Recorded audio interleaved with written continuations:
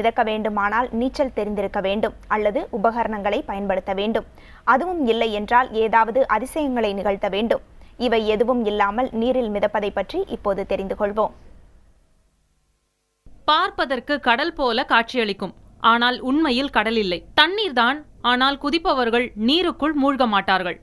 இதுதான் டெட் சீ என்று அழைக்கப்படும் சாக்கடலின் சிறப்பம்சம்.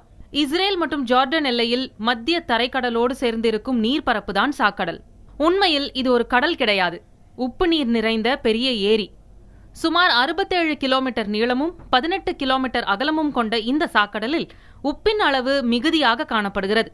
சாதாரண கடல் நீரை விட 8.6 மடங்கு அதிகமான உப்பும் மற்ற உப்பு பொருட்களும் இந்த நீரில் கலந்திருப்பதால் சாக்கடலின் நீரின் அடர்த்தி மிக மிக அதிகம்.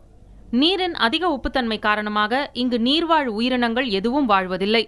எனினும் உப்பை உணவாக உட்கொள்ளும் சில நுண்ணுயிர்கள் சாக்கடலில் வாழ்கின்றன. நீரின் அடர்த்தி அதிகமாக இருப்பதால் இந்த கடலில் நாம் நீச்சல் அடிக்காமலேயே மிதக்க முடியும். பெரும்பாலான சுற்றுலா பயணிகள் சாக்கடலில் மிதந்து கொண்டே புத்தகங்களும் செய்தித்தாள்களும் படிக்கும் காட்சியை அடிக்கடி காணலாம்.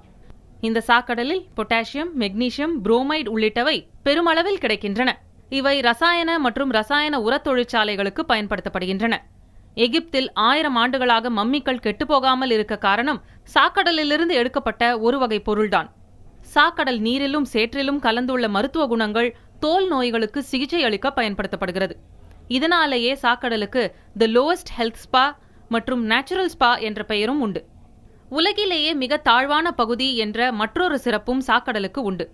இத்தனை பெருமை கொண்ட சாக்கடலின் முக்கிய நீர் ஆதாரமான ஜார்டன் நதிநீரின் அளவு தற்போது குறைந்து கொண்டே வருவதால் இந்த கடலின் பரப்பு குறைந்து கொண்டு வருகிறது என்பதுதான் கவலை அளிக்கும் செய்தி.